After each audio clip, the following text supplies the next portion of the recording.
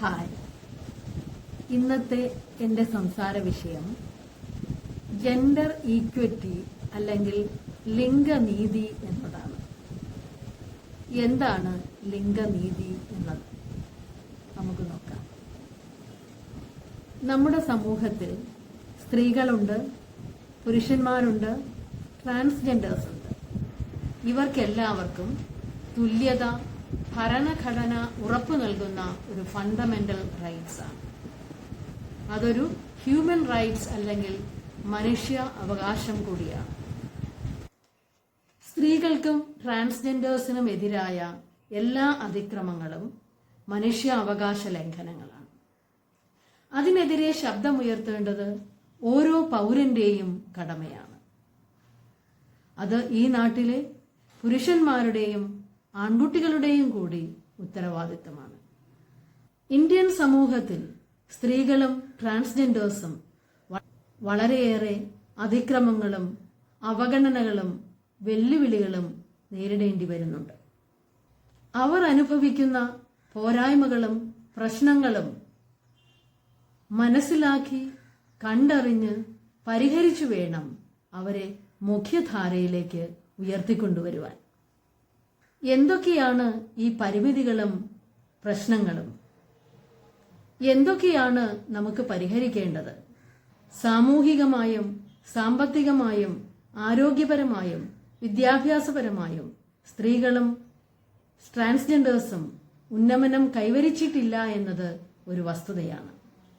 സമൂഹത്തിലെ പാർശ്വവൽക്കരിക്കപ്പെട്ടവരുടെ സാമൂഹികവും മാനസികവും ശാരീരികവുമായ പ്രശ്നങ്ങൾ സമൂഹം കൃത്യമായി മനസ്സിലാക്കേണ്ടതുണ്ട്. അതിന് തുറന്ന ചർച്ചകൾ, സംവാദങ്ങൾ ആവശ്യമാണ്. സമൂഹത്തിന്റെ കാഴ്ചപ്പാടുകളിൽ വ്യക്തമായ മാറ്റം അനിവാര്യമാണ്. നിലവിൽ പൊതുവിൽ നടക്കുന്ന ചർച്ചകളെല്ലാം ലിംഗസമത്വത്തെക്കുറിച്ചാണ്. അതേസമയം സമൂഹത്തിന്റെ പുരോഗതിക്ക് ആവശ്യം ലിംഗനീതിയാണ്. ആളുകൾ എപ്പോഴും ഒരേ സാഹചര്യത്തിലല്ല ജീവിക്കുന്നത്. വ്യത്യസ്ത സാഹചര്യങ്ങളിൽ ജീവിക്കുന്ന വ്യത്യസ്ത വ്യക്തികൾക്ക് ഒരേ ലക്ഷ്യത്തിൽ ഒരുപോലെ എത്തിച്ചേരാൻ ബുദ്ധിമുട്ടാണ്.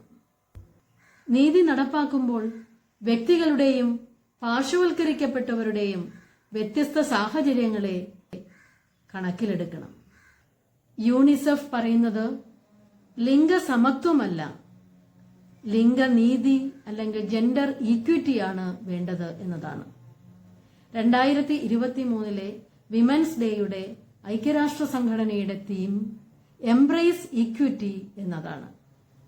അതായത് ലിംഗനീതി ഉറപ്പുവരുത്തുക എന്നതാണ്. ഒരു കൂട്ടം ആളുകൾക്കോ ഒരേ വിഭവങ്ങളോ അവസരങ്ങളോ തുല്യമായി നൽകുന്നതാണ് തുല്യത എന്ന് ലളിതമായി പറയാം. എന്നാൽ എല്ലാവർക്കും ഒരേ അളവിൽ കൊടുക്കുന്നതുകൊണ്ട് തുല്യത ഉറപ്പുവരുത്താനാകില്ല.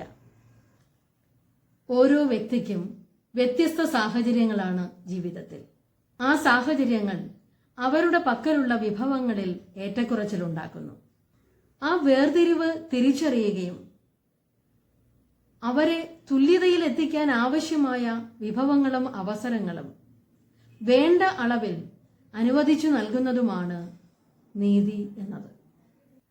അഥവാ എല്ലാവർക്കും ഒരേ അളവിൽ കൊടുക്കുന്നതല്ല നീതി, അവരുടെ പക്കലുള്ള വിഭവങ്ങൾക്ക് ആനുപാതികമായി അവർക്ക് വേണ്ട അളവിൽ നൽകുന്നതാണ് നീതി എന്നത്. ഒരാൾക്ക് വിജയിക്കുവാൻ എന്താണോ അനിവാര്യം അത് നൽകുക എന്നതാണ് നീതി.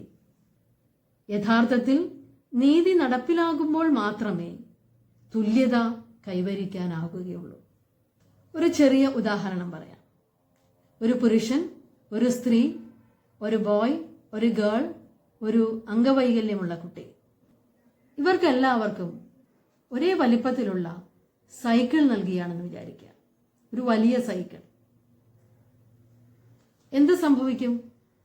എല്ലാവർക്കും അത് ഉപയോഗിക്കാൻ സാധിക്കുമോ? തീർച്ചയായും ഇല്ല. പക്ഷെ ഇവിടെ എന്താണ് നൽകേണ്ടത്? പുരുഷന് അവന്റെ അളവിലുള്ള സൈക്കിൾ, ആ സ്ത്രീക്ക് അവളുടെ അളവിലുള്ള സൈക്കിൾ, ആ ആൺകുട്ടിക്കും പെൺകുട്ടിക്കും അവരുടെ അളവിലുള്ള സൈക്കിൾ.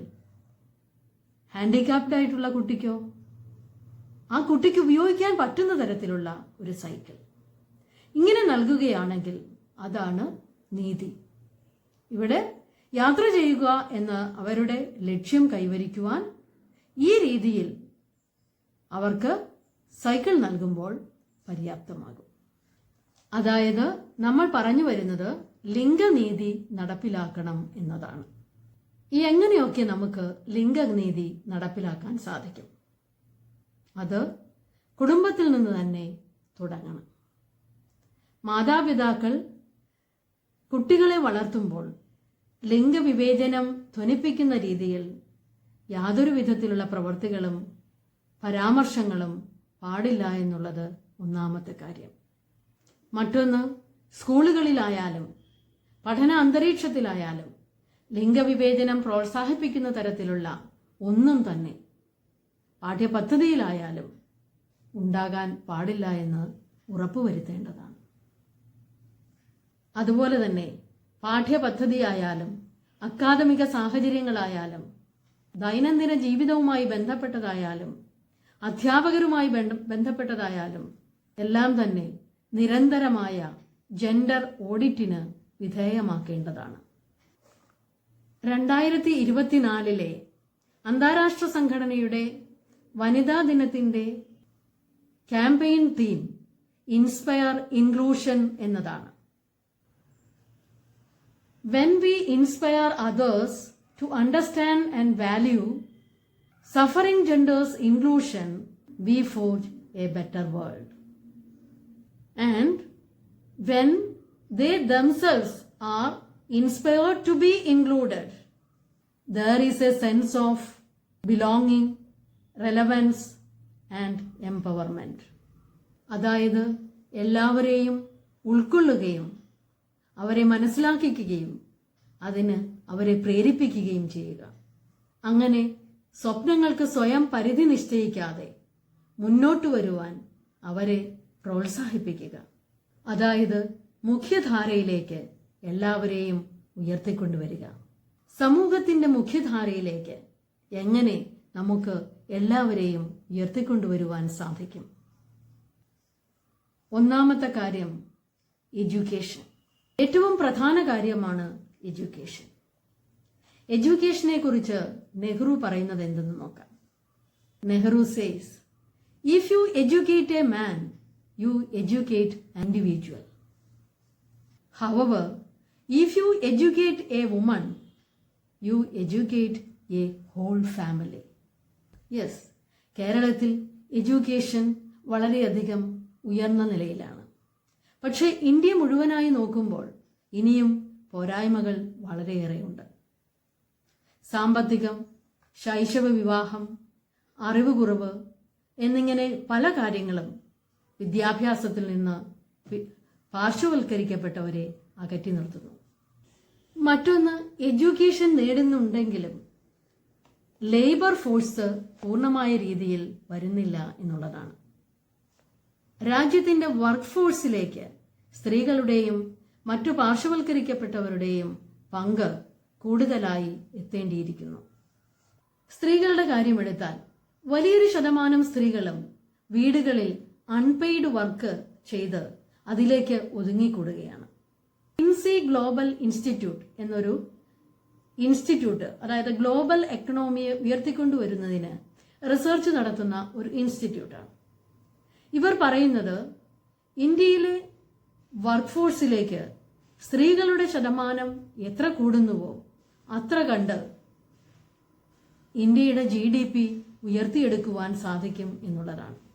ഇവിടെ ഒരു കാര്യം ശ്രദ്ധിക്കണം, അൺപെയ്ഡ് വർക്ക് GDPയിൽ ഉൾപ്പെടുത്തുന്നില്ല. ഇവിടെ പ്രത്യേകം ശ്രദ്ധിക്കേണ്ട ഒരു കാര്യമുണ്ട്. വേൾഡ് GDPയിൽ US വഹിക്കുന്ന പങ്ക് 25.3%. അതേസമയം ഇന്ത്യയുടെ പങ്ക് വെറും 3.37% മാത്രമാണ് എന്ന് നമ്മൾ ചിന്തിക്കുമ്പോൾ സ്ത്രീകളുടെ വർക്ക് ഫോഴ്സ് എത്രമാത്രം GDP ഉയർത്തുവാൻ നമ്മളെ സഹായിക്കും എന്ന് നമ്മൾ ചിന്തിക്കേണ്ട വസ്തുതയാണ്. അതായത് ഒരു രാജ്യത്തിന്റെ എക്കണോമിക് ഗ്രോത്ത് ഉയർത്തുന്നതിൽ സ്ത്രീ ശാക്തീകരണത്തിന് വളരെയേറെ പങ്കുണ്ട് എന്നത് പ്രത്യേകം സ്മരിക്കേണ്ട വസ്തുതയാണ്. അതുപോലെ തന്നെ സ്ത്രീ സംരംഭകരും മുൻപോട്ട് വരേണ്ടത് നമ്മുടെ രാജ്യത്തിന്റെ പുരോഗതിക്ക് വളരെ അത്യന്താപേക്ഷിതമാണ്. സാമ്പത്തിക സ്വാതന്ത്ര്യം സ്ത്രീകൾ പാർശ്വവൽക്കരിക്കപ്പെടുന്നതിൽ വലിയൊരു പങ്ക് വഹിക്കുന്നുണ്ട് എന്ന് പറയാതെ വയ്യ.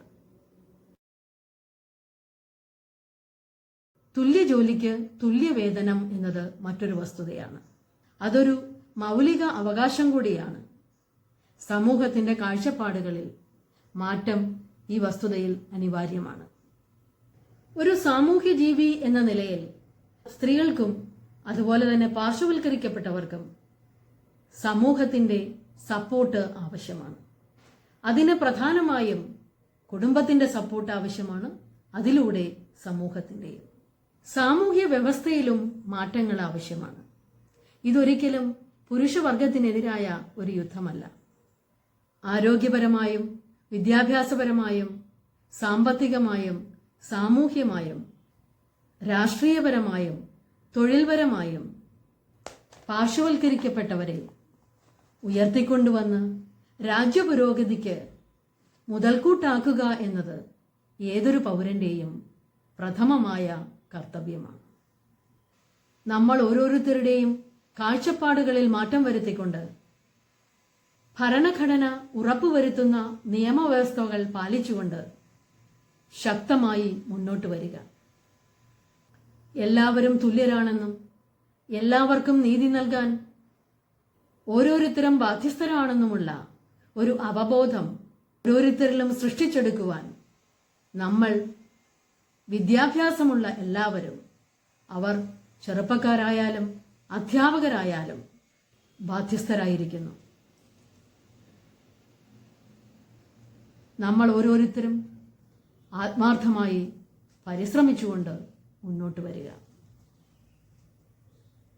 ലിംഗനീതി നമ്മുടെ രാജ്യത്ത് തീർച്ചയായും പ്രാബല്യത്തിലെത്തിക്കുവാൻ നമുക്ക് സാധിക്കണം. Thank you very much.